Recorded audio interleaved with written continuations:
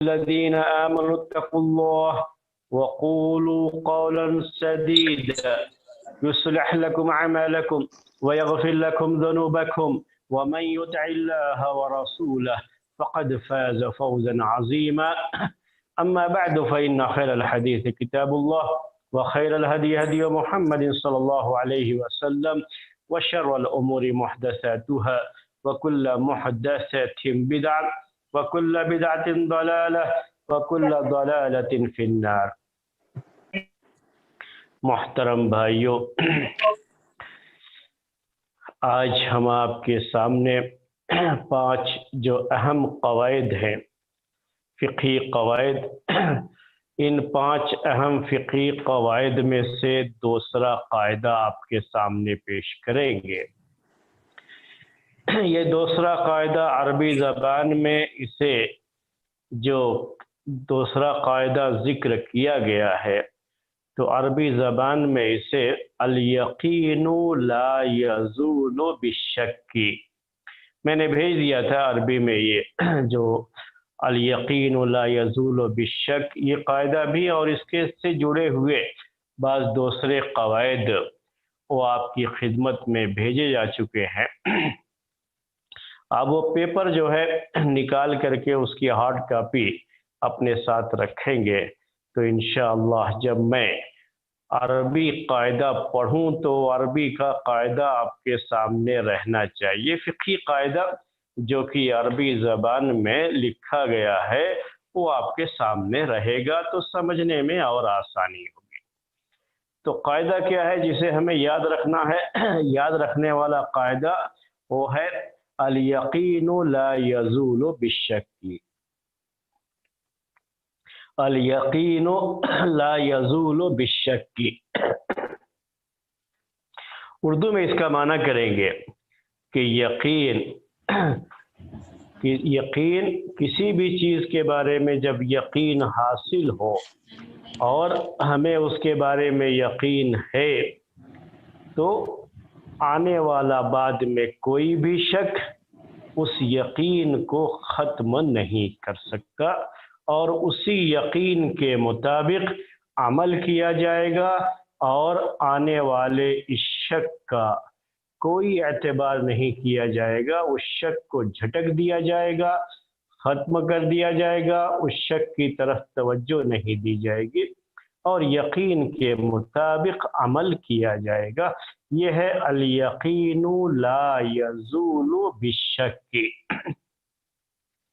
یہ عربی زبان یہ فقہی قاعدہ بڑا مشہور قاعدہ اور اتنا اہم اس کو کہا جاتا ہے کہ امام سیوطی رحمۃ اللہ علیہ جنہوں نے فقہی قواعد فقہیہ میں کتاب لکھ رکھی ہے، انہوں نے اس قاعدے کے بارے میں ذکر فرمایا ہے کہ یہ قاعدہ ایسا ہے کہ ہمارے جو دین کے مسائل ہیں، ہماری شریعت کے جو مسائل ہیں، اس کا جو ہے 3/4 حصہ 3/4 جو ہے 3/4 حصہ 3/4 جسے ہم کہتے ہیں، تو یہ اتنا حصہ شریعت کے احکام کا اس قاعدے سے تعلق رکھتا ہے.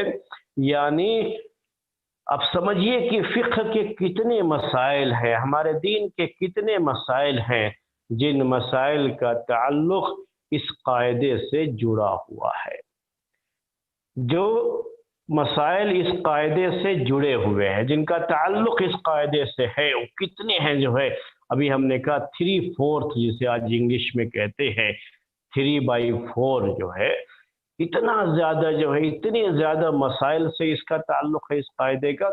اس سے آپ کو اس قاعدے کی اہمیت کا اندازہ ہو رہا ہوگا کہ اس قاعدے کو جاننا شریعت کے مسائل کو سیکھنے کے لیے کتنا اہم اور کتنا ضروری ہے. وہ چیز آپ کے سامنے واضح ہوگی.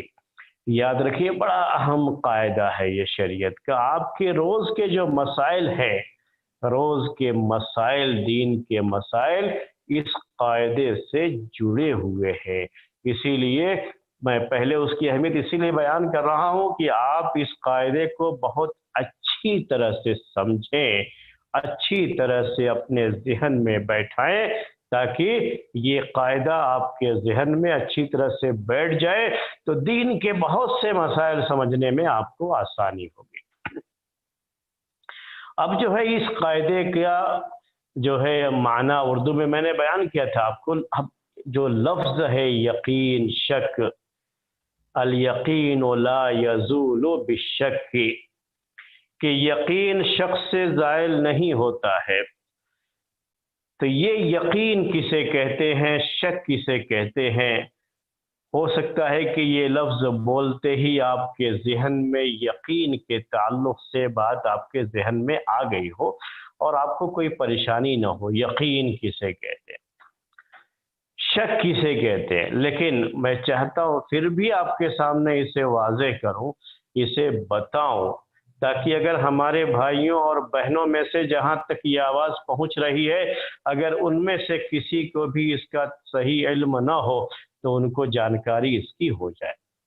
اصول فقہ میں یہ ایک بات پیش کی جاتی ہے کہ کسی بھی چیز کو جو حاصل کیا جاتا ہے، کسی بھی چیز کا جو علم ہمیں ملتا ہے اور کسی بھی چیز کے بارے میں جو جانکاری حاصل ہوتی ہے، تو یہ اس کے 5 درجے ہوتے ہیں۔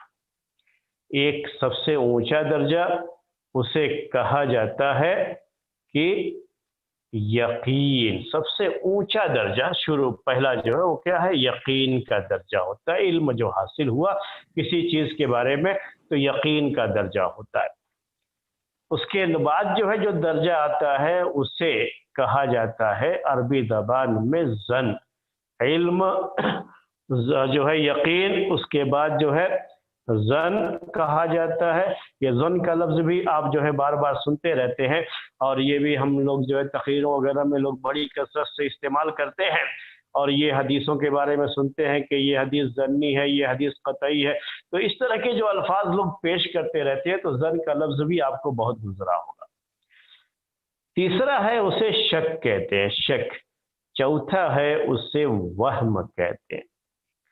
تو یہ چیزیں ہیں، یہ اس کی ترتیب ہے جو علم کے تعلق سے جو ہے پیش کی جاتی ہے۔ سب سے پہلے کیا ہے آپ کے سامنے جو آیا، وہ ہے یقین۔ یقین کا مرتبہ ہوتا ہے، پھر ظن کا مرتبہ ہوتا ہے، اس کے بعد شک کا مرتبہ ہوتا ہے، اس کے بعد وہم کا مرتبہ ہوتا ہے، اور سب سے آخر میں جو چیز آتی ہے وہ صرف ایک وسوسہ ہوتا ہے اور کچھ بھی نہیں ہوتا ہے اس میں سوائے وسوسے کے۔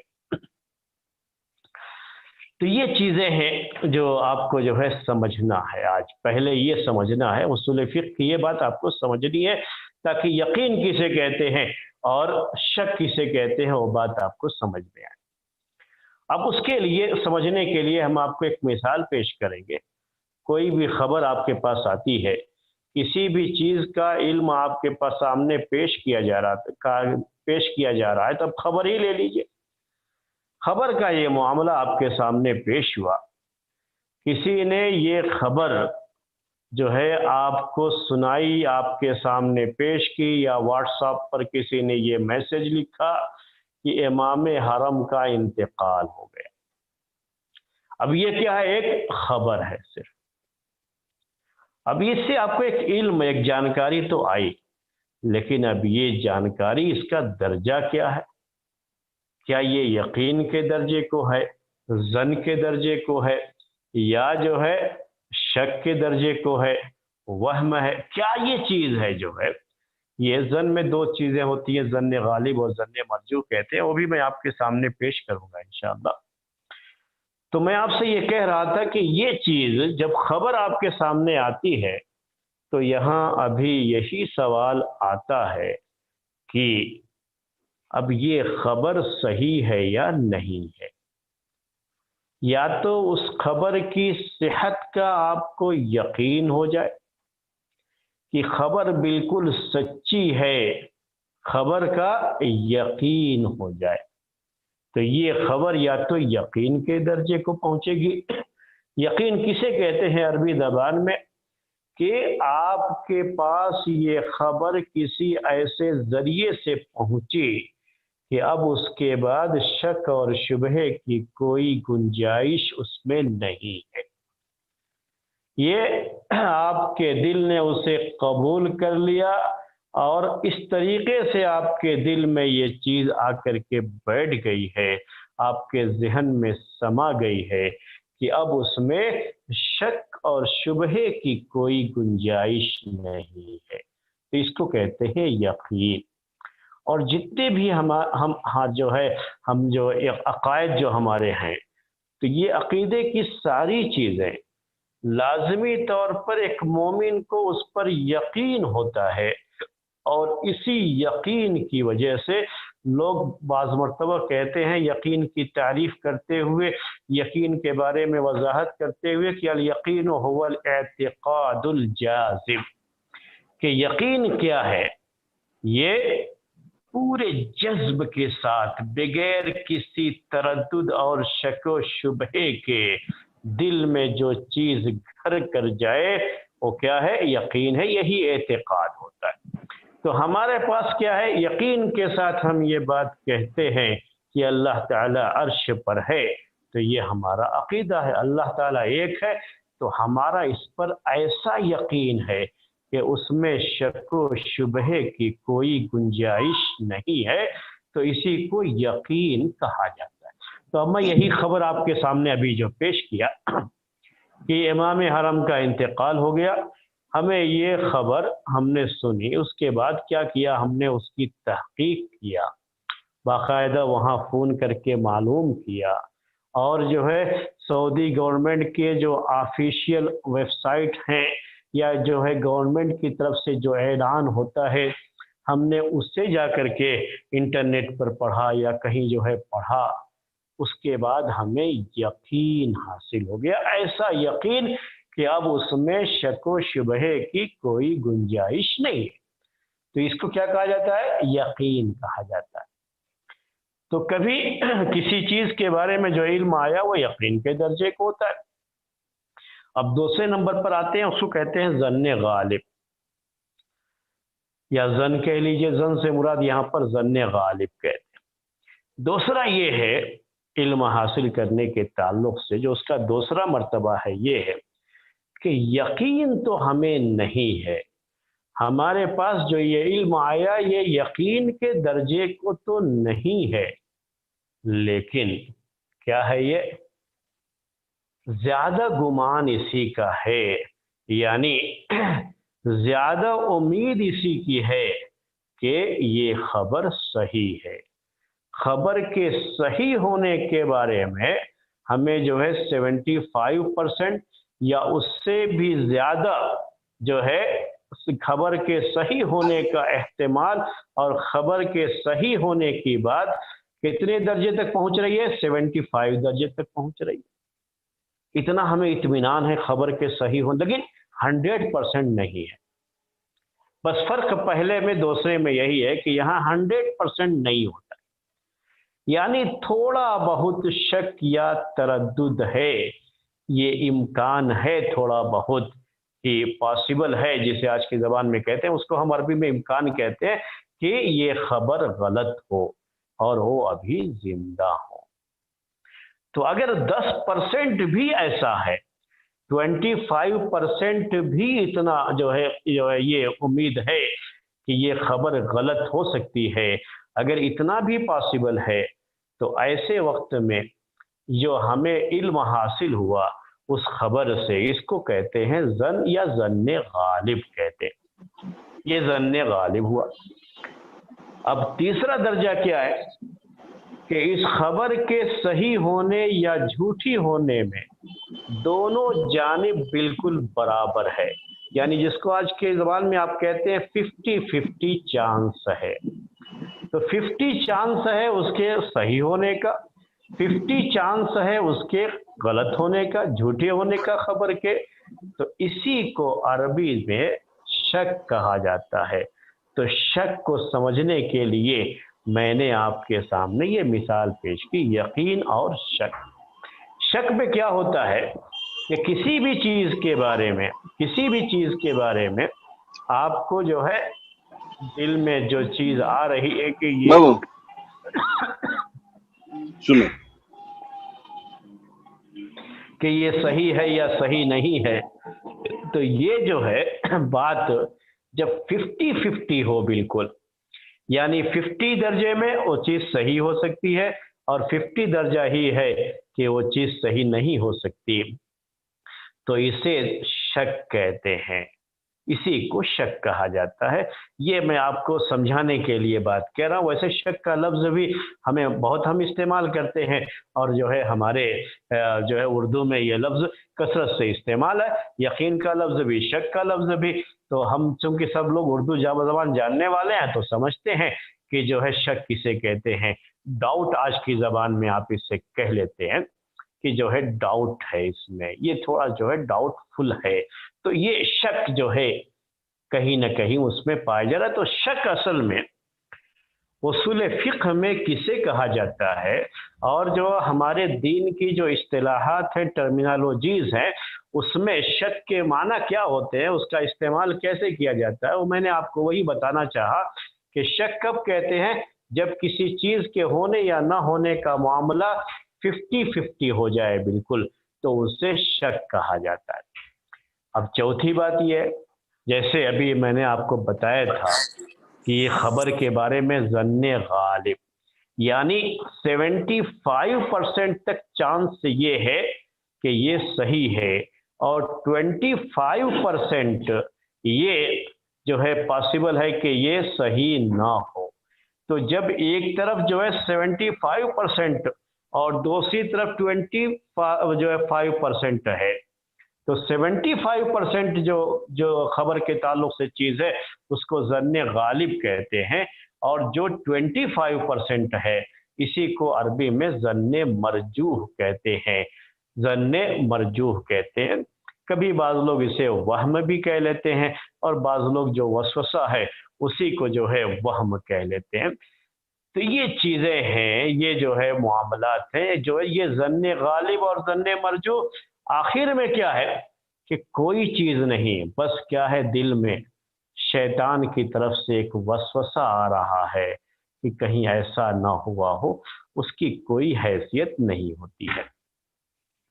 देखिए ये बात थी, असल हमको समझाना था आपको यकीन और शक किसे कहते हैं। यकीन किसे कहते हैं, जो दिल जिस पर मुतमईन हो जाए, और इस तरह से दिल मुतमईन हो गया है कि अब जो है उसमें शक की कोई गुंजाइश नहीं रह गई है, तो उसी को कहा जाता है कि ये यकीन है। इस मामले में ये क्या है, ये चीज यकीन को के दर्जे को पहुंची हुई है। अब मैं आपके सामने यकीन के ताल्लुक से यकीन की जो तारीफ बाज़ लोगों ने की है, और अरबी ज़बान का ये लफ्ज़, जो अरबी ज़बान जानते होंगे उनके लिए मैं ये बात अर्ज कर रहा हूँ। अगर किसी को पता नहीं है तो वो परेशान ना हो इसको लेकर के। यकीन का लफ्ज़ उर्दू में इस्तेमाल करते हैं और आप उसको समझते हैं। तो अरबी ज़बान में यकीन का ये लफ्ज़, अरबी का जो लफ्ज़ है ये या काफ नून इसका रूट वर्ड है, और अरबी में कहा जाता है यक़ानल माउ फिल हौदी, यक़ानल माउ इदस्तक़र्रा। जब पानी किसी जगह पे ठहर जाए तो उसको कहा जाता है अरबी ज़बान में यक़ानल माउ, पानी ठहर गया। तो जब कोई बात हमारे दिल में आकर के ठहर जाती है, यानी अब उसमें शक व शुबहे की कोई गुंजाइश नहीं होती है, तो उसी को कहा जाता है यकीन, कि वो चीज दिल में आकर के बैठ गई है, और इस तरह से बैठ गई है कि वो दिल से निकलना नहीं चाहती। तो ये है यकीन। यकीन के दर्जे को ये चीज पहुंच गई है। कभी कभी आदमी यकीन कर लेता है किसी खबर पर, हालांकि वो चीज़ सही नहीं होती है, तो गलत तरह का यकीन हो जाता है उसका, और गलत बात जो उसके दिमाग में बैठ गई उसको निकालना ही नहीं चाहता है।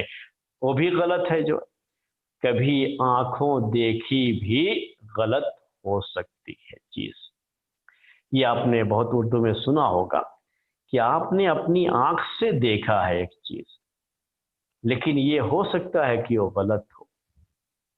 अब आंख से देखा है इसलिए अब उसके खिलाफ कुछ सुनना नहीं चाहते। कभी इंसान का ऐसा हो जाता है, यानी इस तरह से वो दिमाग में चीज बैठ गई है, ठहर गई है कि अब आंख से देखे ना इसलिए ठहर गई है कि अब वो चीज निकलना नहीं चाह रही है उसके दिमाग से। तो ऐसा भी नहीं होना चाहिए। आज की इस दुनिया के जो मसाइल है ना, तो हमें ये भी समझना चाहिए कि दुनिया के मसाइल में आप अपनी आंख से देखे भी हो कोई चीज, तब भी जो है आप उस पर उतना यकीन मत कर लीजिए कि हक़ाइक़ भी सामने आ जाए तब भी आप उसको झुठला दे। ऐसा नहीं। जैसे आपने देखा किसी को कि ये आदमी फलां जगह पर था और ये कर रहा था, हालांकि ये जैसे आज के ज़माने में ये पॉसिबल है कि जिस शख्स को देखा था वो असल में उसने ऊपर से दूसरे शख्स का मखौटा लगा करके रखा था चेहरे पर, वो उसका असली चेहरा नहीं था। तो इसलिए देखने वाले ने समझा कि ये फलां आदमी, हालांकि वो आदमी नहीं था। तो इसको कहते हैं आंखों देखा है, लेकिन फिर भी वो गलत भी हो सकता है आज के ज़माने के लिहाज से, क्योंकि आज इस तरह की चीज़ें हैं, समाज में पाई जा रही हैं, मुआशरे में पाई जा रही हैं। तो इन चीज़ों का ख्याल आज के ज़माने में होना चाहिए कि अब आंख से देख लिया है तो दिल में ऐसा बैठा लिया कि अब वो चीज़ दिल से निकलना ही नहीं चाह रही है। तो ऐसा भी नहीं होना चाहिए। अब ये बात थी यकीन के ताल्लुक से। यकीन की तारीफ हमने आपके सामने पेश की। असल यकीन का लफ्ज़ अरबी में जो इस्तेमाल किया गया वह इसी ठहराव का जो माना है, इस्तिक़रार का जो माना है उसके अंदर, उसी से यकीन के इस लफ्ज़ को अरबी ज़बान में बोला जाता है। तो ये कायदा अब हमारे सामने आया, अल यकीनु ला यज़ूलु बिश्शक्की। इसका मतलब ये है कि अगर हमें किसी मामले में किसी चीज़ के ताल्लुक से, किसी चीज़ के पाक होने के ताल्लुक से, किसी चीज़ के हलाल होने के ताल्लुक से हमें यकीन है, तो अब ये यकीन हमारा किसी आने वाले शक की वजह से ये यकीन खत्म नहीं होगा। वो यकीन हमारा उसके ऊपर बाकी रहेगा जब तक कि दूसरा यकीन ना आए। सिर्फ शक की बुनियाद पर उस यकीन को छोड़ा नहीं जा सकता। अब हम आपके सामने इस कायदे की दलील क्या है, कायदा आपको समझ में आ, क्योंकि ये बहुत आसान है। अल यकीन ला यज़ूलु बिश्शक्की, कि यकीन शक की बुनियाद पर, डाउट की वजह से यकीन को खत्म नहीं किया जा सकता। यकीन अपनी जगह पर बाकी रहेगा और उसी के मुताबिक अमल किया जाएगा। अब जो है आपके सामने इसकी दलील पेश करते हैं हम। कुरान में अल्लाह तबारक व तआला का इरशाद है। इसकी पहली दलील है कुरान की आयत। अल्लाह तबारक व तआला का इरशाद है, वमा यत्तबिउ अक्सरुहुम इल्ला ज़न्ना इन्न ज़न्न ला युगनी मिनल हक़्क़ि शैआ, कि इनमें से अक्सर लोग तो ज़न्न के पीछे भाग रहे हैं, गुमान के पीछे भाग रहे हैं, और इन्हें याद रखना चाहिए कि ये ज़न्न हक के मामले में, यकीन के मामले में उन्हें कुछ भी बेनियाज नहीं कर सकता। हक से मुराद इस आयत में यकीन है और ज़न से मुराद इस आयत में शक है। तो ज़न का मसला हमने आपसे बताया था कि ज़न असल में कभी ज़न्ने गालिब होता है, कभी ज़न्ने मरजू होता है, और कभी क्या होता है जब दोनों तरफ का मामला बराबर हो जाए, यानी उसके सही और गलत होने का जो है मामला बराबर हो जाए, तो उसी को शक कहा जाता है फुक़हा की इस्तिलाह में। तो यहाँ ज़न से मुराद वही ज़न है। तो कभी भी ज़न यानी गुमान आ जाए, शक आ जाए, दिल में कोई तरद्दुद हो जाए, बाल पड़ जाए किसी खबर को लेकर के, तो उसकी वजह से यकीन को ख़त्म नहीं किया जा सकता, और यकीन से आने वाला ये शक कुछ भी बेनियाज नहीं कर सकता। यानी हक हक रहेगा, वो अपनी जगह पर कायम रहेगा, यकीन यकीन है, वो अपनी जगह पर कायम रहेगा, और शक की वजह से यकीन को छोड़ा नहीं जा सकता। یہ تو قرآن کی آیت تھی۔ حدیث صحیح بخاری کی مشہور حدیث ہے، اور جو ہے حدیث ویسے یہ صحیح مسلم میں بھی پائی جاتی ہے، لیکن بس یہ کہ راوی کا فرق ہے، روایت کرنے والے راوی کا فرق ہے۔ تو جہاں تک متن کی بات ہے تو اس حدیث کا متن صحیح بخاری میں بھی ہے، صحیح مسلم میں بھی ہے۔ بڑی مشہور حدیث ہے صحیح بخاری اور صحیح مسلم کی، آپ نے بھی بہت یہ حدیث سنا ہوگا، اور آپ کی زندگی سے یہ حدیث بہت قریب ہے اور بہت جڑی ہوئی ہے۔ یہ مشہور حدیث ہے۔ اس حدیث میں یہ بات ذکر کی گئی ہے کہ اللہ کے رسول صلی اللہ علیہ وسلم کے پاس ایک آدمی کے تعلق سے یہ شکایت پیش کی گئی، یا یہ جو ہے ذکر کیا گیا کہ کسی آدمی، یا کہیے کہ جو ہے اللہ کے رسول صلی اللہ علیہ وسلم سے یہ سوال کیا گیا، یہ زیادہ بہتر ہے اس جو ہے حدیث کی ترجمانی میں۔ سوال یہ کیا گیا کہ کوئی آدمی اگر اس کے دل میں یہ خیال آتا ہے، نماز میں اسے یہ خیال آتا ہے کہ کہیں اس کی ہوا خارج تو نہیں ہو گئی، ہوا خارج تو نہیں ہو گئی۔ ہوا خارج ہونا جو ہے یہ یعنی جو ہوا پیچھے کے راستے سے نکلتی ہے جس کی وجہ سے وضو ٹوٹ جاتا ہے، ہم اس کو کہتے ہیں ہوا نکلنا، ہوا خارج ہونا۔ تو یہ بعض جگہوں پہ پاد کہتے ہیں اسے۔ اب آپ کی جو زبان میں کیا کہتے ہیں، وہ جو بھی کہتے ہو تو آپ اسے سمجھ لیجئے، وہ آپ کو سمجھنا ہے۔ تو یہ خیال آتا رہتا ہے، نماز میں رہتے ہیں، شیطان آ کر کے جو ہے اس طرح کے جو ہے خیالات دل میں ڈالتا رہتا ہے۔ تو اس طرح کا خیال اگر آ رہا ہے دل میں کہ کہیں نماز کی حالت میں میرے ہوا خارج تو نہیں ہو گئی، تو اللہ کے رسول صلی اللہ علیہ وسلم سے جب یہ سوال کیا گیا تو آپ نے جواب دیا کہ لا ينفتل، یا کہا لا ينصرف حتی یسمع صوتا او یجد ریحا، کہ آدمی نماز چھوڑ کر کے ہرگز نہیں جائے گا، اپنی نماز کو جاری رکھے گا، اس خیال کے آنے کی وجہ سے، اس شک کے آنے کی وجہ سے کہ کہیں ہوا خارج تو نہیں ہو گئی ہے، شک ہے اسے ہوا کے خارج ہونے کے طرح۔ یہ صرف وسوسہ نہیں ہے، یہ شک کی جو ہے درجے کو چیز پہنچتی ہے۔ تو کہا اللہ کے رسول صلی اللہ علیہ وسلم نے کہ محض شک کی بنیاد پر اپنی نماز چھوڑ کر کے وہ وضو کرنے نہیں جائے گا، یہاں تک کہ وہ آواز سنے، ہوا خارج ہونے کی یا تو آواز آئے، او یجد ریحا، یا یہ کہ اس کی بو، اسمیل جو ہے ہوا خارج ہونے کی اسمیل آئے یا آواز آئے، یعنی دوسرے الفاظ میں یقین ہو جائے۔ آواز آئی تب بھی یقین ہے، اور اسی طرح سے اسمیل آ رہی ہے تب بھی یقین ہے کہ ہوا خارج ہوئی ہے۔ تو یہ چیز جب تک یقین نہ ہو، یہاں آواز اور جو اسمیل اہم نہیں ہے، اہم چیز کیا ہے؟ یقین ہونا۔ اسی کے لیے اللہ کے رسول صلی اللہ علیہ وسلم نے یہ دو باتیں یہاں پر ذکر فرمائی ہے کہ یقین ہونا چاہیے اس کے بارے میں۔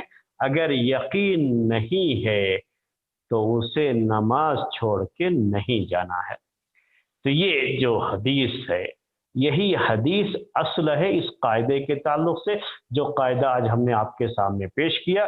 اس قاعدے کی دلیل اور اس قاعدے کا پروف یہی جو ہے حدیث ہے کہ اللہ کے رسول صلی اللہ علیہ وسلم نے شک کی بنیاد پر نماز چھوڑ کر کے دوبارہ وضو کرنے کے لیے نہیں کہا، بلکہ یہ کہا کہ جب تک ہوا خارج ہونے کا یقین نہ ہو نماز کو چھوڑ کر کے نہ جائے۔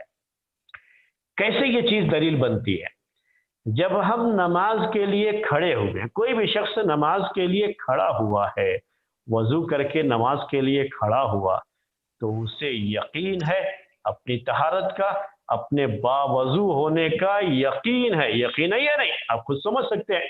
اسے یقین ہے کہ وہ باوضو ہے، وضو کے ساتھ ہے، کیونکہ وضو کر کے نماز کے لیے کھڑا ہو۔ اب نماز کے درمیان میں یہ شک آیا وضو کے ٹوٹ جانے کا، ہوا کے خارج ہونے کا، تو اس یقین کو یہ شک نہیں توڑ پائے گا، وہ یقین اپنی جگہ پر باقی رہے گا۔ اسی کے بارے میں یہاں اللہ کے رسول صلی اللہ علیہ وسلم نے کہا کہ جب تک ہوا خارج ہونے کا یقین نہ ہو جائے. یقین کیسے ہوگا؟ اسمیل آ رہی ہے یا یہ کہ جو ہے آواز آئی اس کی ہوا کے خارج ہونے کی، جب تک یقین نہ ہو تب تک نماز چھوڑ کے نہیں جائے گا، کیونکہ یقین کو شک زائل نہیں کرتا ہے. یہی قاعدہ، اسی لیے بنایا یہ قاعدہ کہ جو یقین تھا طہارت کا، وہ یقین اس وقت تک ختم نہیں ہوگا جب تک دوسرا یقین نہ آ جائے. دوسرا یقین کب آئے گا؟ جب یقین ہو ہوا کے خارج ہونے کا. اگر یہ یقین نہیں ہے، محض شک ہے، تو اس شک کی بنیاد پر ہوا کے خارج ہونے کو مان کر کے یہ سمجھ لے کہ وضو ٹوٹ گیا، اب وضو کرنے جائے، تو ایسا شریعت نے حکم نہیں دیا ہے. اس سے میرے بھائیوں آپ کو یہ بھی اندازہ ہو رہا ہوگا کہ ہماری یہ شریعت، ہمارا یہ دین، ہمارا یہ مذہب ہم پر کتنا رحم کرتا ہے، ہمارے لیے کتنی آسانیاں پیدا کر کے رکھا ہے کہ جب ہم کسی چیز کے تعلق سے یقین پر ہیں تو آنے والا شک ہمیں اس میں کوئی نقصان نہیں پہنچا سکتا، اور اس کی وجہ سے ہمارا وہ یقین اپنی جگہ سے ٹلے گا نہیں، ہمارا یقین باقی رہے گا، اور اسی یقین پر باقی رہتے ہوئے ہمارا عمل بھی جاری رہے گا. یقین مانیے میرے بھائیوں اور میری بہنوں کہ اگر یہ چیز شریعت میں نہ ہوتی تو آج مسلمانوں کی اکثریت پریشان ہوتی. ایک ہی مسئلہ نماز کا نہیں، بہت سے مسائل، پریشان ہوتی. کیسے پریشان ہوتی؟ اب یہی نماز میں وہ خیال آ رہا ہے کہ ہوا خارج ہو گئی، اب گیا وضو کرنے، اب شیطان تو وسوسے ڈالتا ہی رہتا ہے، پھر آیا، پھر جو ہے اس کو پیٹ میں کچھ محسوس ہوا، کچھ جو ہے گھبراہٹ ہو رہی تھی، تو ڈر ہوا کہ جو کہیں ہوا بھی نہ خارج ہو گئی ہو، تو پھر جائے گا. کتنی پریشانی ہوگی میرے بھائیوں.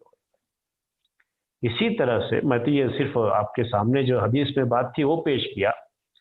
آپ گوشت خریدنے جاتے ہیں، اب گوشت خریدنے گئے آپ، اب وہ ایک مسلمان گوشت بیچ رہا ہے اور آپ کو یقین ہے پہلے سے کہ یہ حلال گوشت ہی بیچتا ہے. اب یقین ہے تو اس کی وجہ سے آپ وہاں سے گوشت لے لیتے. لیکن شک آتا ہے. شک کیا آتا ہے؟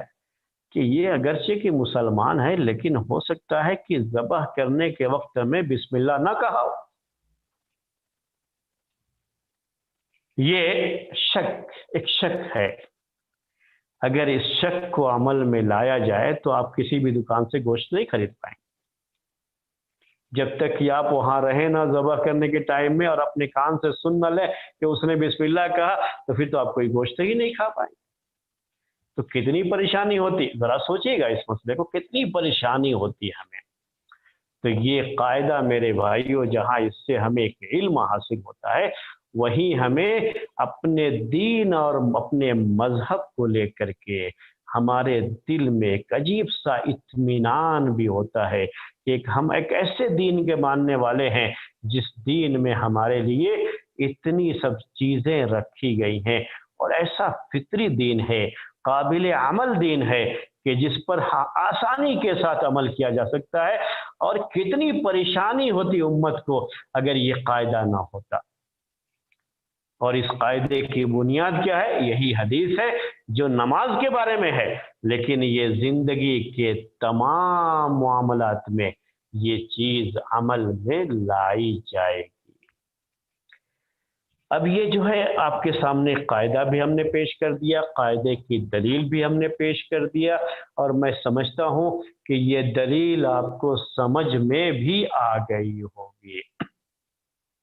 اب اس کے بعد امام نووی رحمۃ اللہ علیہ نے صحیح مسلم کی شرح میں جو حدیث ابھی ہم نے آپ کے سامنے پیش کی، جس حدیث میں یہ بات ہے کہ اللہ کے رسول صلی اللہ علیہ وسلم سے سوال کیا گیا ایک ایسے شخص کے تعلق سے جس کو یہ خیال آتا ہے نماز کی حالت میں کہ کہیں اس کو پیٹ میں اپنے کچھ گڑبڑی بھی محسوس ہو رہی ہے، اور اس کے دل میں بار بار یہ خیال آ رہا ہے کہ ہوا خارج نہ ہو گئی ہو، تو آپ نے کہا کہ جب تک آواز نہ سن لے یا اس کی اسمیل نہ آئے، بدبو نہ آئے اس کی، تب تک وہ نماز سے نہ جائے، یعنی جب تک یقین نہ ہو نماز چھوڑ کر کے وہ نہ جائے، بلکہ اپنی نماز کو پوری کرے، اس کی نماز صحیح ہوگی۔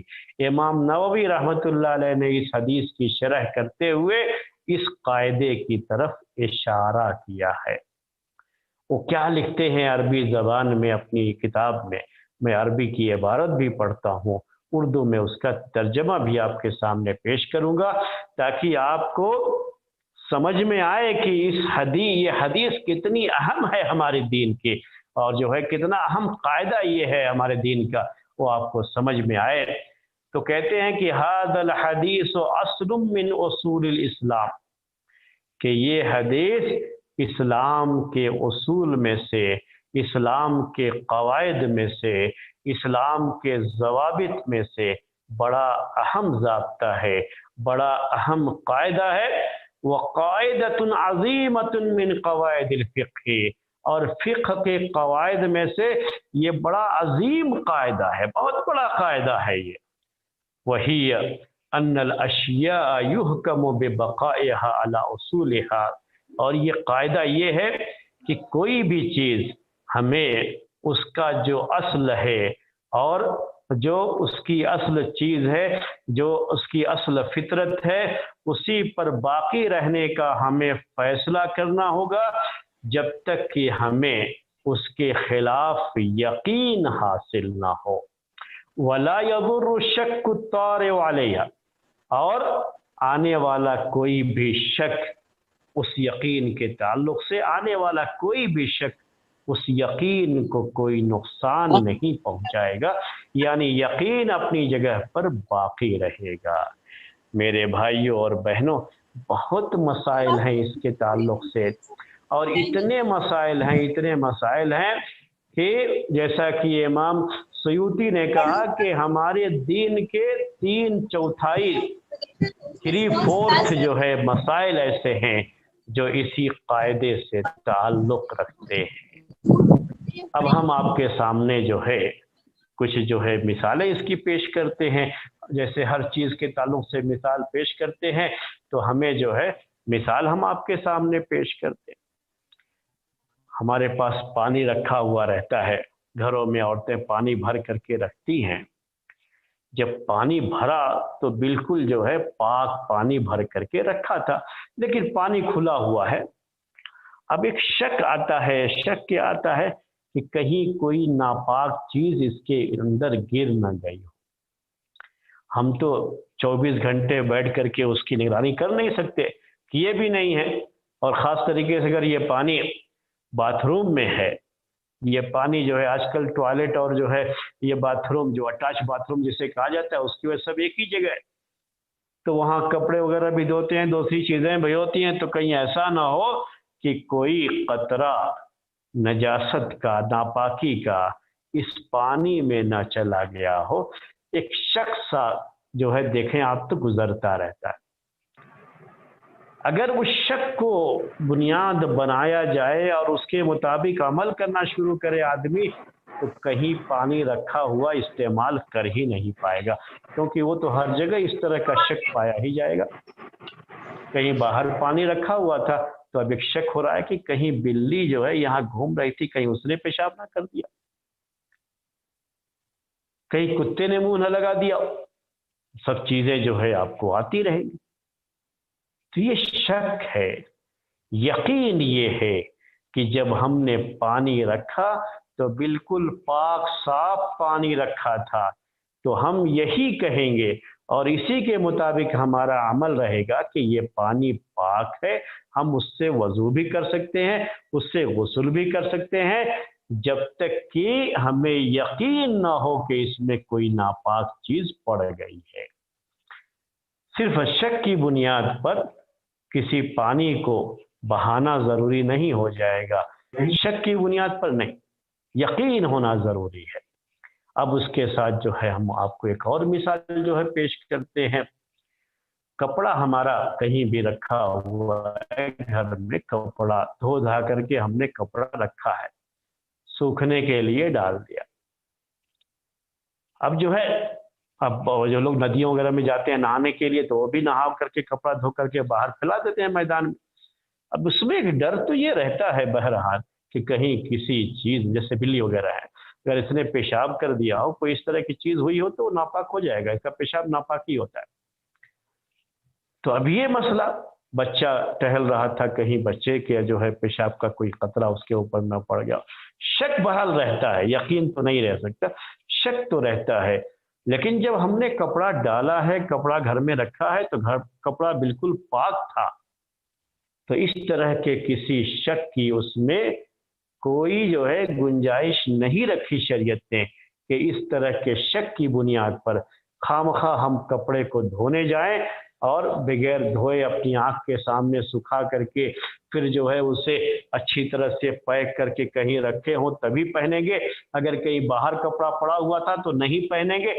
ऐसा कुछ नहीं। मैंने कहा आपको कि अगर इस तरह की बात ना होती, शरीयत का ये कायदा ना होता, तो लोग बहुत परेशानी में पड़ जाते थे। रास्ता चलते हुए भी कभी कभी ऐसा हो जाता है कि रास्ता चलते हुए कहीं पानी है, गंदा पानी है, जो है आप जानते हैं कि खास तरीके से बारिश वगैरह होती है या और भी जो है इस तरह के जो मसाइल होते हैं, तो ये गंदा पानी है। गाड़ी वाला, साइकिल वाला कोई गुजरा, हम जा रहे थे, तो उसके गुजरने की वजह से पानी वहां से उड़ा। लेकिन अभी हमें ये सिर्फ शक है कि हमारे कपड़े तक पहुंचा या नहीं पहुंचा, हमें शक है सिर्फ। पानी उड़ा जरूर, लेकिन हमारे कपड़े तक पहुंचा, हमारे जिस्म तक पहुंचा, हम तक पहुंचा, ये सिर्फ एक शक है। तो शक की बुनियाद पर जो आप पाक साफ कपड़ा पहनकर घर से निकले हैं, उसकी पाकी सफाई पे कोई फर्क नहीं आएगा। ना आपको कपड़ा धोने की जरूरत है, ना उस कपड़े को बदलने की जरूरत है। उसी कपड़े में जाइए, नमाज पढ़िए, कोई मसला नहीं। क्योंकि कपड़े का पाक होना ये यकीन है, और नजासत का लगना यहाँ पर एक सिर्फ शक है। ऐसा आपने देखा नहीं कि हाँ वाकई कपड़ा पर जो है पानी उड़ करके कपड़े पर लगा, वो आपको यकीन नहीं है। तब जो है आपको शक की बुनियाद पर न उसे धोने की जरूरत है, न उसे निकालने की जरूरत है। अब इसी में थोड़ा सा अगर हम बदल देते हैं कि हमने देखा कि कपड़ा जो है वो जो है पानी उड़ा और हमारे कपड़े तक पहुंचा भी, हमने देख लिया कि पहुंचा हमारे कपड़े तक, तो अब क्या है, यहाँ पर शक नहीं है, ये तो यकीन है कि पहुंचा है, तो हमें उसे धोना पड़ेगा, क्योंकि यकीन है, ये शक नहीं है ये। इसी तरह से अगर हमें ये मालूम हो कि कपड़े पर पानी आकर के पहुंचा तो है, लेकिन कहाँ लगा वो नजर नहीं आ रहा है कहीं भी, क्योंकि नजासत का कोई रंग उसमें नहीं था, जिसकी वजह से कपड़े पर कोई रंग नहीं आ सका, कोई धब्बा नहीं आया, लेकिन कपड़े पर पहुंचा जरूर है, ये हमें यकीन है। तो हमें उस पूरे कपड़े को धोना पड़ेगा, क्योंकि जब तक पूरा कपड़ा नहीं धोएंगे तब तक हमें उस नजासत के दूर होने का यकीन नहीं होगा। तो ये सब चीजें हैं मेरे भाइयों, और इस्लाम ने हमेशा किस पर रखा है मसला, यकीन पर रखा है, और शक के बारे में कहा है कि शक को आप दूर भगाइए, शक को अपने करीब मत आने दीजिए, दीन के मसाइल में अमल करते हुए ना। ये जो है मसला था। उसके बाद आपके सामने जो है अब एक मसला है, आप नमाज पढ़ते रहते हैं, नमाज के दौरान आपको अब ये जो है याद नहीं रहा कि 3 रकात हुई है या 4 रकात हुई है, 3 रकात हुई है या 4 रकात। आपने अभी 3 रकात पढ़ी या 4 रकात पढ़ ली, आपको शक है 3 या 4 होने में, क्या करेंगे नमाज में? मैं आपसे पूछना चाह रहा हूं ताकि आपको जो है किस हद तक ये बात समझ में आई, आपको और आसानी होगी समझने में। जी बताइए। अस्सलाम वालेकुम। हाँ, जितने रकात का यकीन हो आपको उतना छोड़ के बाकी कंप्लीट करना है। तो 3 और 4 का शक जो है, 3 और 4 का मसला है कि 3 अगर है या अगर 4 यकीन है, अगर यकीन है कि यकीन 3 पढ़े किसका हैं, हुआ? ये 3 का हुआ। تین کا ہوا. جب بھی آپ کو 3 اور 4 کا شک ہے تو یقین میں کیا ہوگا؟ یہ تین. 3 جی یقینی ہے جی اور 4 کا آپ کو کیا ہے؟ شک ہے. سمجھ میں آ گیا آپ کو یہ؟ جی جی جی جی. تو اب کیا کریں گے؟ کیا ہے قاعدہ یہ کہ یقین باقی رہے گا اور شک کی وجہ سے یقین زائل نہیں ہوگا، شک کو دور کیا جائے گا. تو اب مسئلہ یہاں پر کیا کرنا پڑے گا؟ 3 ہی ماننا پڑے گا کیونکہ وہ یقین ہے، اور شک کی بنیاد پر آپ اسے 4 نہیں مان سکتے. یہی حدیث میں بھی چیز آئی ہوئی ہے. تو آپ کو 1 رکعت پڑھنا ہے، اور یہی رکھا اسلام نے، کیونکہ 3 اور 4 کا شک تھا یہ. تو یہ جو ہے اسی طرح سے کوئی آدمی طواف کر رہا ہے، اللہ کے گھر کا طواف کر رہا ہے، 7 چکر لگانے ہیں. اب 7 چکر لگانے میں آج کل تو جانتے ہیں نا کہ لوگوں کا ذہن پتہ نہیں کہاں رہتا ہے. تو اب 6 چکر ہوئے، 5 چکر ہوئے، 6 چکر ہوئے، شبہ میں پڑ گیا. کیا کرے گا بولیے؟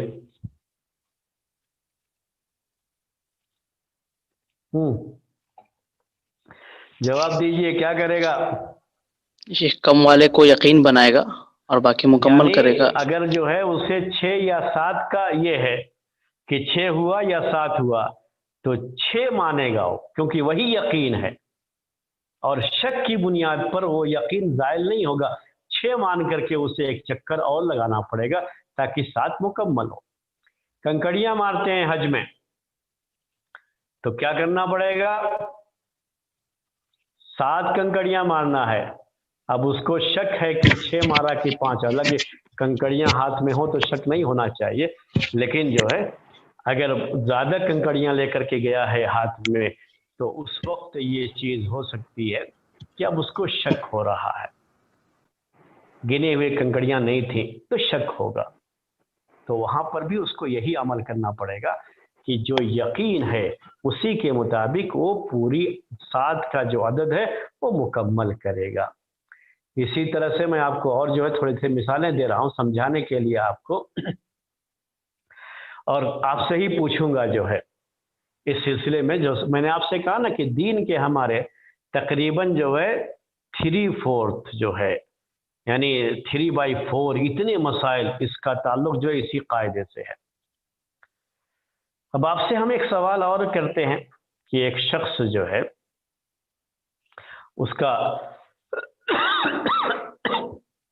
مسئلہ یہ ہے کہ رمضان کے مہینے میں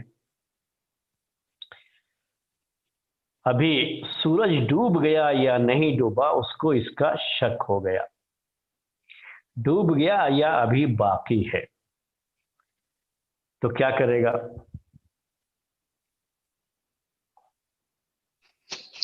یہی مانے گا کہ نہیں ڈوبا ہے ابھی، کیونکہ اس بات کا یقین ہے اسے. اسی قاعدے کے تحت یقین کیا ہے کہ ابھی دن ہے، کیونکہ دن ہی چلا آ رہا ہے نا، تو یہ یقین ہے. سورج کا ڈوب جانا جب تک یقین نہیں ہوگا تب تک اسے افطار کرنا جائز نہیں ہے، کیونکہ شک کی وجہ سے یقین زائل نہیں ہوتا ہے. شک کی وجہ سے یقین کو نہیں چھوڑا جا سکتا ہے. میں آپ کو اور جو ہے مثال دیتا ہوں. ایک شخص ہے کہ اس نے دوسرے کو قرضہ دیا،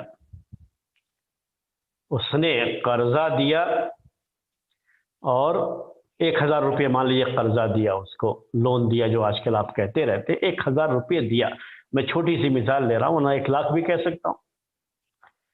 اب اس کے بعد دینا یہ یقینی ہے کہ اس نے دیا تھا اس کو قرضہ. جس نے قرضہ لیا وہ بھی یہ کہہ رہا ہے کہ جو ہے میں نے اس سے 1 لاکھ یا 1000 قرضہ لیا تھا. اب واپس کیا یا نہیں کیا اس کے بارے میں شک ہے. جب اس سے پوچھا کہ آپ نے قرضہ واپس کر دیا تو کہا مجھے یاد نہیں پڑتا، شک ہے کہ میں نے وہ قرضہ واپس کیا یا نہیں کیا. شک ہے اس کو. کیا کرے گا؟ بولیے آپ.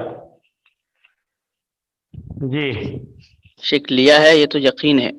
ہاں، تو یہی مانیں گے کہ ابھی تک ادا نہیں کیا اس نے اور اسے دینا پڑے گا دوبارہ. یقین اور جو ہے شک کا معاملہ کیا ہے لینا یقین ہے کیونکہ اس کو بھی یاد ہے اس کو بھی یاد ہے، لیکن دینا یقین نہیں ہے، بس ایک شک سا ہے کہ دیا یا نہیں دیا، تو شک کی وجہ سے یقین نہیں ختم ہوتا ہے وہ۔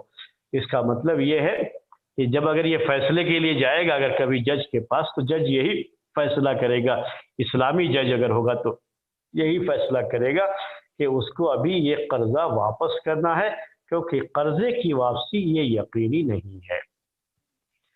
جی، یہ چند مثالیں ہم نے آپ کے سامنے پیش کی ہیں، آپ سے بھی ہم نے کچھ سوال کیے اور جو ہے آپ نے اس کے جواب بھی دیے۔ تو یہ میں نے آپ سے کہا نا کہ یہ ہی نہیں بلکہ آپ کی بے شمار جو ہے مثالیں اس کے تعلق سے، اور جو ہے آپ کے لین دین کے جو معاملات ہوتے ہیں اس کے بھی جو ہے اس سے تعلق ہے، یہاں تک کہ جو میراث اور ترکے کا مسئلہ ہے، ترکہ جو ہے اس سے بھی اس کا تعلق ہے، نکاح اور طلاق سے بھی اس کا تعلق ہے۔ تو سارے جو زندگی کے آپ کے مسائل ہیں نا، سب سے اس قاعدے کا تعلق ہے، اس لیے اس قاعدے کو اچھی طرح سے سمجھنا ہوتا ہے۔ یہ تو بات تھی میرے بھائیوں قاعدے کے بارے میں، اس کی مثالوں کے بارے میں۔ میں نے کچھ سوال بھی آپ سے کیے، اب ہم آپ سے جو ہے یہ گزارش کر رہے ہیں کہ اگر آپ کوئی سوال کرنا چاہتے ہیں تو سوال کر سکتے ہیں۔ جی جنید بھائی کوئی سوال ہے؟ جی نہیں، ابھی نہیں ہے الحمدللہ۔ شیخ اس قاعدے میں ہم بولے۔ نے یہ تو جانا کہ شک مؤثر نہیں ہوتا یقین کے اندر، جی لیکن ہاں، کیا ظن غالب یقین کے اندر کوئی اثر کرے گا؟ ظن جیسے کوئی شخص اگر غالب بھی یقین کا ہی ایک درجہ ہے، شریعت کے مسائل میں ظن غالب بھی یقین ہی کا ایک درجہ ہے، یاد رکھیے گا اس کو۔ یعنی جب شریعت کے جب مسائل کی بات ہوتی ہے تو اس یقین میں یہ ظن غالب بھی آ جائے گا۔ یعنی جب کسی چیز کے تعلق سے آپ کو ظن غالب ہے تو شک اگر کچھ ہوتا ہے اس کے بعد، یہ ظن غالب یقین کے درجے کا مانا جائے گا۔ تو جو ہے اگر شک آتا ہے تو یہ شک اس پہ اثر انداز نہیں ہوگا، اس کی وجہ سے ہم اسے چھوڑیں گے نہیں، اس عمل کو چھوڑیں گے نہیں شک کی بنیاد پر۔ جی ہاں، میں آپ کو اس کی مثال دے دوں؟ جی جی ہاں جی، جیسے اسلام میں زنا کو بدکاری کو ثابت کرنے کے لیے یہ جو ہے رکھا اسلام نے کہ 4 گواہ ہونے چاہیے۔ اگر کسی شخص پر بدکاری کا زنا کا الزام لگایا تو اس کو ثابت کرنے کے لیے کتنے گواہ چاہیے؟ 4 گواہ چاہیے، یعنی 4 وٹنس ہونے چاہیے۔ اب 4 گواہوں نے گواہی دے دی تو یہ ثابت مان لیا گیا، لیکن یہاں پر اور اس کے مطابق عمل کیا جائے گا۔ ایک شبہ، ایک شک یہاں پر بھی رہتا ہے۔ وہ شک کیا ہے کہ یہ چاروں بھی جھوٹے ہو سکتے ہیں۔ آپ کو سمجھ میں آیا؟ یہ جی شک سمجھ میں آیا یہاں پہ؟ جی یہ چاروں جو ہے یہ ہو سکتے ہیں، یہ ایک احتمال ہوتا ہے، لیکن اس احتمال کا اعتبار نہیں کیا جاتا ہے، اور شریعت کا یہی ہے کہ اس کے مطابق عمل کیا جائے گا، اور محض اس طرح کے کسی شک کی بنیاد پر جو ہے اس کو ختم نہیں کیا جا سکتا۔ اور کبھی اگر جو ہے برابر کے درجے کا معاملہ ہوتا ہے، ثابت ہونے کے تعلق سے بھی اور جو ہے نہ ثابت ہونے کے تعلق سے بھی 50-50 ہوتا ہے، تو پھر وہاں وہ ثابت نہیں مان۔ لیکن یہاں 4 گواہ بالکل جو ہے گواہی دے چکے ہیں تو اب یہ مانا جاتا ہے۔ اس کے بعد اس میں گنجائش نہیں رہتی ہے کہ نہیں ہو سکتا ہے کہ ایسا ہو سکتا ہے کہ ایسا ہو، تو ایسی کسی گنجائش کا یہاں کوئی اعتبار نہیں کیا جاتا۔ جی اور کوئی سوال؟ اور شیخ وہ حدیث کو کیسے سمجھے جس میں ہے کہ فمن اتقى الشبہات، کہ جو شخص شبہات سے بچ جی جائے وہ ہاں، اپنے وہ دین سے۔ شبہات الگ ہے اور یہ شک الگ ہے، یاد رکھیے گا۔ شبہات الگ ہیں اور شک الگ ہے، اور یہ شک بھی کون سا شک ہے؟ الشک الطارع کہتے ہیں اس کو، یعنی یقین کے بعد آنے والا یہ شک، یقین کے بعد آنے والا شک یہ کبھی بھی کسی حکم پر اثر انداز نہیں ہوگا۔ لیکن جہاں تک شبہات کی بات ہے تو شبہات کا قاعدہ الگ ہے۔ شبہات کا قاعدہ کیا ہے؟ وہ قاعدہ آپ کو بتاؤں؟ दअ मा यरीबुक इला मा ला यरीबुक, आप जिसमें शक है उसे छोड़ दीजिए। ये जो है शुबहात का मामला, जिसमें शुबहा है आप उसे छोड़ दीजिए और जिसे यकीन है उस पर अमल कीजिए। ये किसके बारे में है, कब है ये कायदा, कब जो है ये लागू होता है? जब आपको कोई काम करना होता है तो उसमें ये देखा जाता है कि जो यकीन है आप उस पर अमल करेंगे। अगर कोई शुबहा है तो शुबहात पर अमल नहीं किया जाता है, उसका ख्याल नहीं किया जाता है। और ये जो कायदा है, ये कायदा कैसा है कि आपको यकीन है किसी चीज़ का, लेकिन उसके बाद कोई शुबहा आ रहा है उस यकीन के ताल्लुक से, तो वो शुबहा या वो शक जो आ रहा है उसका कोई एतबार नहीं किया जाएगा। दोनों में ये फ़र्क है। मैं आपको मिसाल दूँ, शायद समझने में आपको और आसानी हो। जैसे अभी हमने नमाज के बारे में बात की, यकीन के साथ कि आप पाक हैं, आप नमाज में दाखिल हुए, तो ये यकीन है ये। और एक यकीन के साथ आपने एक काम शुरू कर लिया, बीच में कोई शुबहा आ रहा है, शक आ रहा है, तो इसका कोई एतबार नहीं होगा। दूसरी मिसाल जो आपके भी शुबहात की बात थी, वो ये है कि आप करना चाह रहे हैं कोई काम, आप कोई काम करना चाह रहे हैं और उस काम के ताल्लुक से कोई शुबहा आ गया, तो बजाय उस शुबहे के साथ आप वो काम शुरू करें, आप यकीन के साथ जो है उसमें दाखिल हों। जैसे आपने असर में वज़ू किया था, नमाज पढ़ी, लेकिन मगरिब के टाइम में आपको शुबहा है कि आपका वज़ू टूट गया है, शुबहा है, यकीन तो नहीं है वज़ू टूटने का, लेकिन शुबहा है, शक है, तो क्या करेंगे आप? वज़ू करके आप नमाज में दाखिल हो, क्योंकि यहाँ जो है शुबहे को, जो शुबहा होता है ना, उसको यकीन के दर्जे में आपको लाना होता है। ये कब होता है?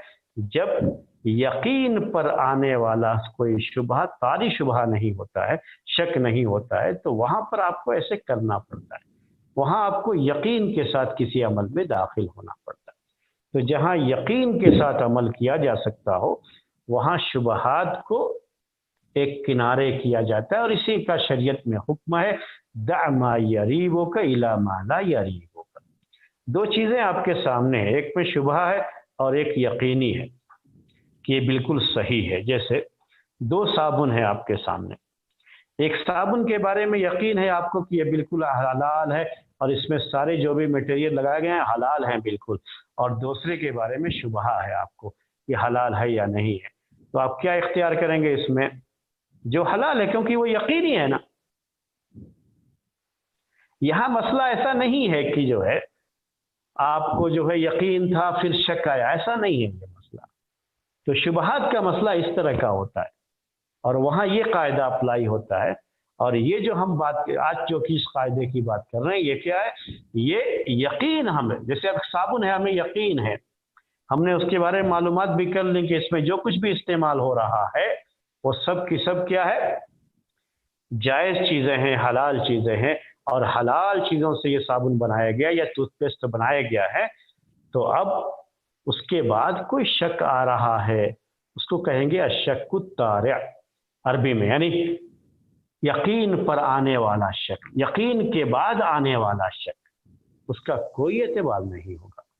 आप उसे इस्तेमाल करते रहिए जब तक कि यकीन के साथ साबित न कर दे कोई कि हाँ इसमें यह हराम चीज़ है, तब तक आपके लिए इस्तेमाल करना वो जायज़ रहेगा।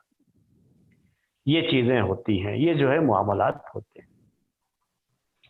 तो दोनों कायदे की अलग अलग जगह है, उसका जो है वो भी ज़हन में रखना होता है। जी हाँ, तो फमनित मुदब्बिर आरफीन, आखिरी सवाल।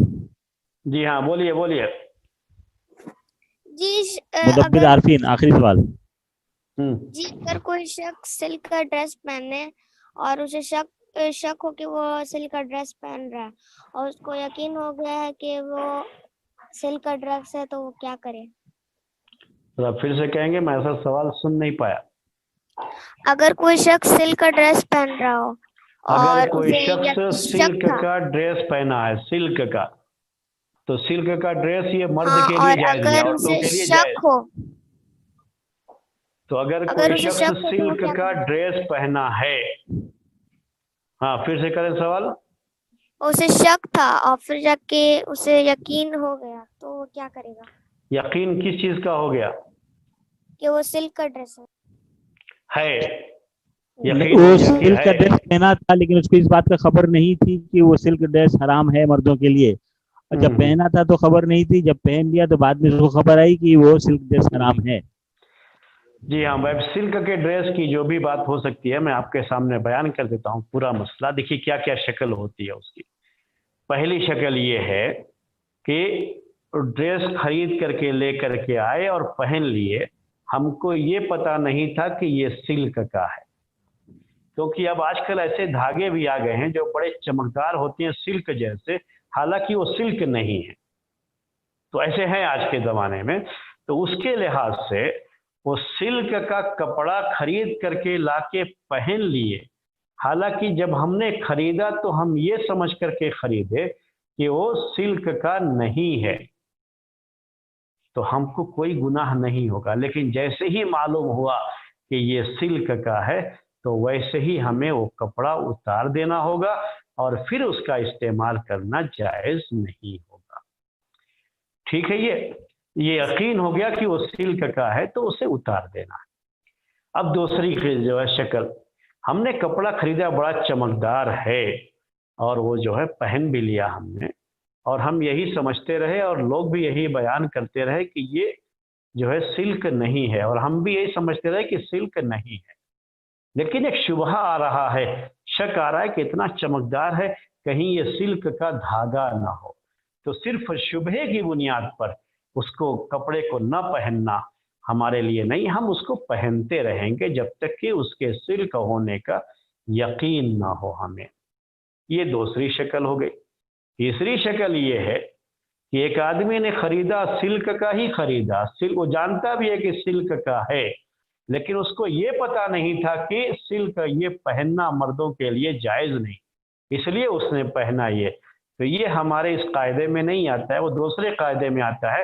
وہ قاعدہ یہ ہے کہ اگر کوئی شخص شریعت کا کوئی مسئلہ نہیں جانتا تھا اور نہ جاننے کی وجہ سے اس سے گناہ ہو گیا, غلطی ہو گئی, تو اس سے توبہ کرے, اللہ تعالیٰ سے معافی مانگے, اللہ تعالیٰ اس سے معاف کر دے گا. وہ ایک الگ مسئلہ ہے. لیکن جیسے ہی معلوم ہوا کہ یہ سلک حرام ہے, اسے وہ کپڑا نکالنا ہوگا اور پھر اسے استعمال نہ کرے, کیونکہ پھر گناہ شدید ہو جاتا ہے, سخت ہو جاتا ہے. جی سمجھ میں آ گیا؟ بچہ کوئی جو سوال کر رہا تھا میرے خیال میں, जी शेख. کیا سمجھ میں آ گئی بات آپ کو بچے؟ ختم کیا جائے. الحمدللہ. مدبر عارفین کلاس 5 کا اسٹوڈنٹ ہے شیخ.